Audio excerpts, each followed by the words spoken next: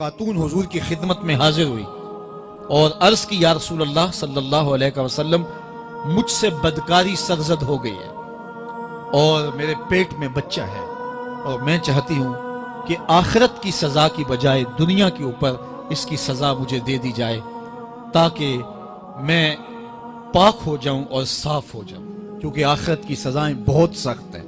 अल्लाह के महबूब अलैहिस्सलाम ने जिब्रील अमीन से एक दिन पूछा था, मुझे जहन्नम के अजाबों का जिक्र सुनाओ।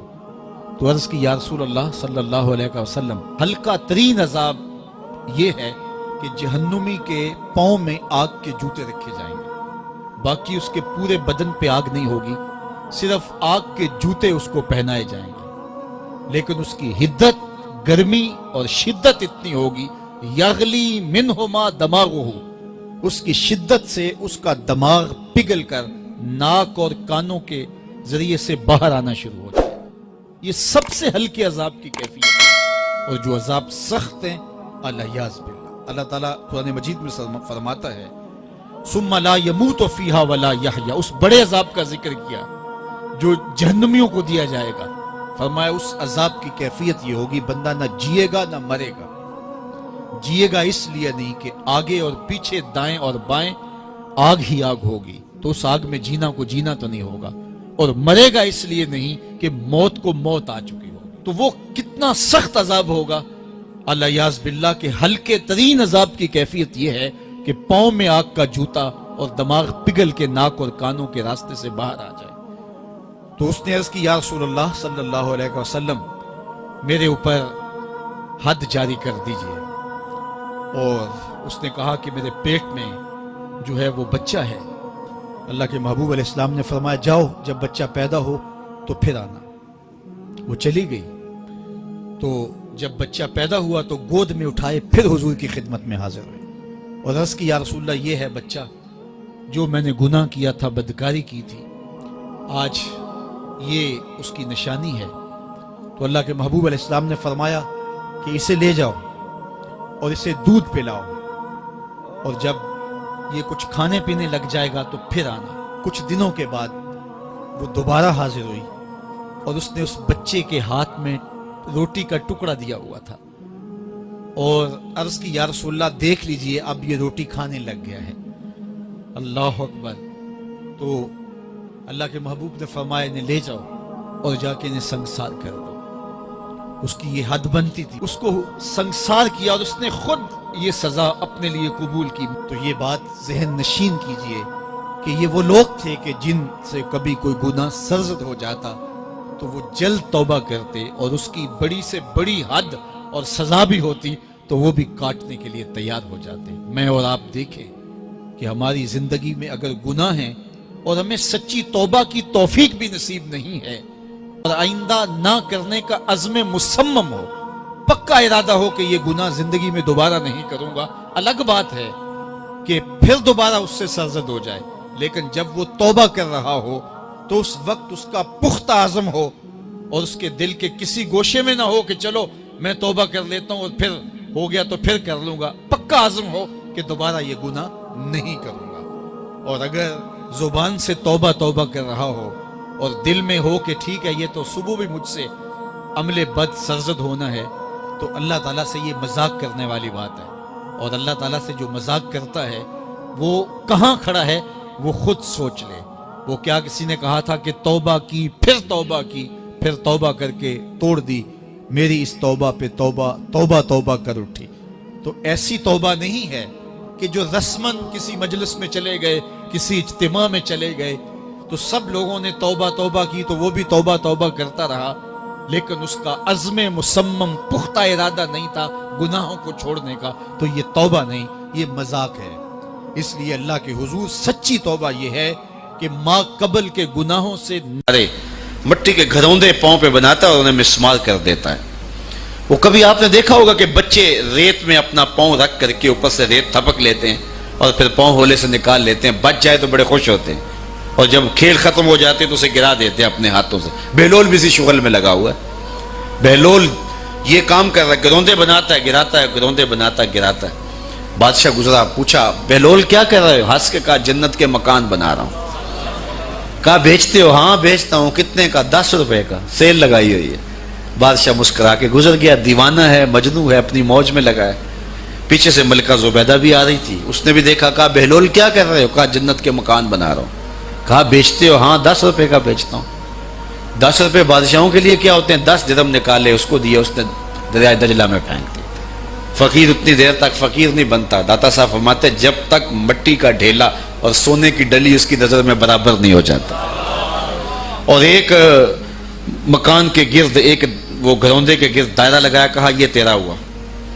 ملکہ گزر گئی. بادشاہ بھی چلا گیا. شام کو اپنے محل میں پہنچے. بادشاہ سویا، منظر جاگا کہ حشر کا دن ہے، پھر جنت کا منظر ہے. جنت میں بڑے بڑے خوبصورت مکان ہیں. ایک مکان تو بڑا ہی اچھا لگا، تو جی چاہا کہ اس مکان کو دیکھوں. تو جب قریب گیا تو دروازے پہ لکھا تھا ملکہ زبیدہ. شوق سے آگے بڑھا تو دربان نے روک دیا. کہا یہ ملکہ کا ہے. کہا وہ میری ہی ملکہ ہے. کہا دنیا کے ضابطے اور ہیں، آخرت کے ضابطے اور ہیں. بادشاہ کی آنکھ کھل گئی، بے چین ہو گیا. ملکہ کو بیدار کیا. کہا تو کون سا نیک عمل کیا ہے؟ میں نے جنت میں تیرا یوں محل دیکھا. ملکہ کہنے لگی وہی معمول کی نمازیں، وہی سب کچھ، کوئی نیا کام تو میں نے کیا نہیں. ہاں یاد آیا، کل گزر رہی تھی، دجلہ کا کنارہ تھا، وہ جسے لوگ مجذوب کہتے ہیں، وہ جو دیوانہ کہلاتا ہے، وہ بہلول، وہ جنت کے محل کہتا تھا، وہ بنا رہا تھا. میں نے کہا چلو کوئی بات نہیں، فقیر ہے، 10 روپے کیا ہوتے ہیں. تو میں نے 10 روپے کا ایک محل خریدا تھا. بادشاہ سر پکڑ کے بیٹھ گیا. وہ تو مجھے بھی کہتا تھا. میں دیوانے کی بات سمجھ کے گزر گیا. اگلے دن بادشاہ قصدن گزرا. جب قصدن گزرا نا تو دل دھڑک رہا تھا کہ کہیں مجذوب پھر آج مل جائے اور اسی موج میں ہو تو کام بن جائے. دیکھا تو بہلول وہاں بیٹھا ہوا ہے. آگے بڑھ کے دیکھا تو کام بھی وہی.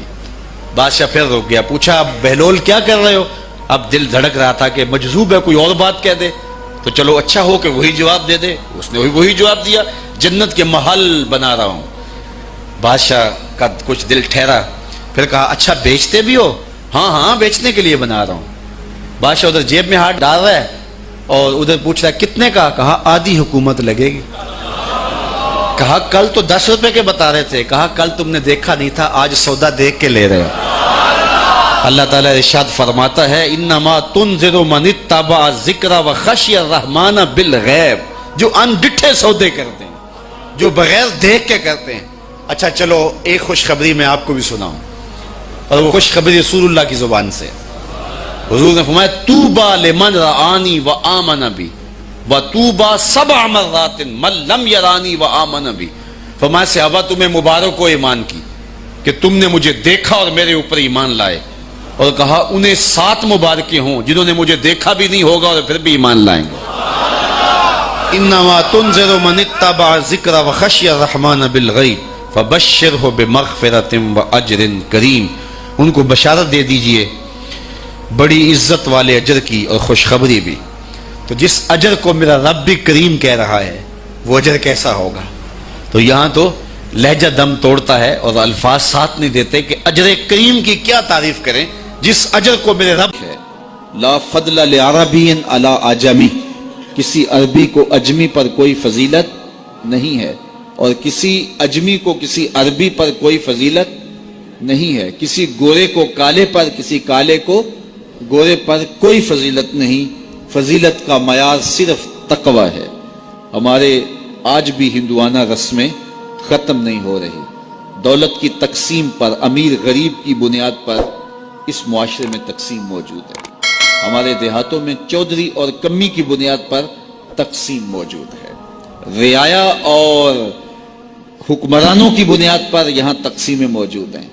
لیکن میرے اور آپ کے آقا و مولا نے قیامت تک آنے والی انسانیت کے لیے جو منشور دیا وہ یہ تھا کسی عربی کو اجمی پر کوئی فضیلت نہیں، کسی اجمی کو عربی پر کوئی فضیلت نہیں، کسی گورے کو کالے پر کوئی فضیلت نہیں. چونکہ کالے رنگ بھی اللہ نے بنائے ہیں، گورے رنگ بھی اللہ نے بنائے. حکیم لقمان رنگ کے کالے تھے اور صورت اچھی نہیں تھی. تو کسی نے ان سے پوچھا کہ آپ اتنے بدصورت کیوں ہیں؟ تو حکیم لقمان نے کیا جواب دیا؟ کہا آپ شکل میں نقص نکال رہے ہیں یا شکل بنانے والے میں نقص نکال رہے ہیں؟ تو وہ خاموش ہو گیا. اللہ اکبر. تو یہ اللہ نے بنایا ہے نا, اس نے کانٹا بھی اس نے پیدا کیا ہے, پھول بھی اس نے پیدا کیا ہے, چہروں کی رنگت اس نے بنائی ہے, کسی میں کوئی رنگ بھر دیا, کسی نے کوئی رنگ بھر دیا. تو رنگوں کی بنیاد پر, نسب کی بنیاد پر کوئی افضل, کوئی اشرف, کوئی اعلیٰ, کوئی بد, یہ نہیں ہے, بلکہ معیار جو دیا گیا وہ کیا تھا؟ تقوی. ان اکرمکم عند اللہ اتقاکم, جو زیادہ متقی ہے اللہ کے نزدیک وہی معزز ہے, وہی معتبر ہے. پھر حضور علیہ الصلوۃ والسلام نے عورتوں کے بارے میں تاکید کی کہ وہ تمہاری زیر دست ہیں, ان کی ملک کچھ نہیں ہوتا اور کمزور ہیں, ان کے بارے اللہ سے ڈرنا. اور حضور نے ان کے ساتھ حسن سلوک کرنے کی وصیت کی. پھر غلاموں کے ساتھ حسن سلوک کرنے کا حضور نے درس دیا کہ جو خود کھاتے ہو وہ انہیں کھلاؤ, جو خود پیتے ہو انہیں پلاؤ, جو خود پہنتے ہو انہیں پہناؤ. بعض لوگ ملازم کو, ماتحت کو جو ہیں وہ ہلکے کپڑوں میں کسن رکھتے ہیں تاکہ پتہ چل جائے کہ یہ غلام ہے, یہ ملازم ہے اور ہم باس ہیں. حضور علیہ الصلوۃ والسلام نے ان 3 چیزوں کی تاکید کی. پھر حضور نے ہمسایوں کے حقوق کے حوالے سے بات کی, اور صحابہ فرماتے ہیں کہ اتنی بار حضور نے تاکید کی کہ ہمیں یہ گمان ہوا کہیں وراثت کے اندر حقدار نہ ٹھہرا دیا جائے. تو ہمسایوں کے حقوق کے حوالے سے حضور نے تاکید ارشاد فرمائی. پھر حضور نے 3 باتوں کی تاکید فرمائی. پہلی بات, عمل میں اخلاص پیدا کرو, چونکہ عمل کا خلوص ہی قبولیت کا سبب و ذریعہ ہے. اگر عمل میں خلوص نہیں تو کچھ بھی پلے نہیں ہے. دوسری بات, حاکموں کو وصیت کرنا, جو بادشاہ وقت ہوں, حاکم ہوں, ان کو خیر کی بات کہنا, ان کو بتانا, ان کا قبلہ درست کرنے کی کوشش کرنا, یہ ذمہ داری ہے قوم کے اوپر. تیسری بات کی حضور نے یہ وصیت فرمائی, لزوم و جماعت المسلمین, مسلمانوں کی جماعت سے الگ نہ ہونا, الگ الگ ٹولیوں میں نہ بٹنا, لابیاں نہ بنانا, گروہ بندیاں نہ کرنا, جماعت کے ساتھ جڑ کے رہنا, فرقہ بندی سے بچنا اور جماعت وحدہ کا ساتھ دینا. حضور نے فرمائی, تابعوا السواد الاعظم فإنہ من شذ شذ فی النار, جو بڑی جماعت ہے, سواد اعظم ہے, ان کے ساتھ رہنا, جو ان سے بچھڑ گیا وہ جہنم میں ڈالا جائے گا. در ماہی دا چھوڑی ناہی, نہیں تے ہو جاویں گا روگی, جیڑی بکری اجڑوں وچھڑی او بگیاڑا جوگی. اس لیے لزوم و جماعت المسلمین, مسلمانوں کی جماعت کے ساتھ قائم رہنا. پھر حضور علیہ الصلوۃ والسلام نے فرمایا, اے امت مسلمہ, میں تمہیں لاوارث نہیں چھوڑ کے جا رہا ہوں, میں تمہارے اندر 2 بھاری چیزیں چھوڑ کے جا رہا ہوں, اور اگر تم ان کو مضبوطی سے تھام لوگے, میں ضمانت دیتا ہوں تم کبھی بھی گمراہ نہیں ہوگے.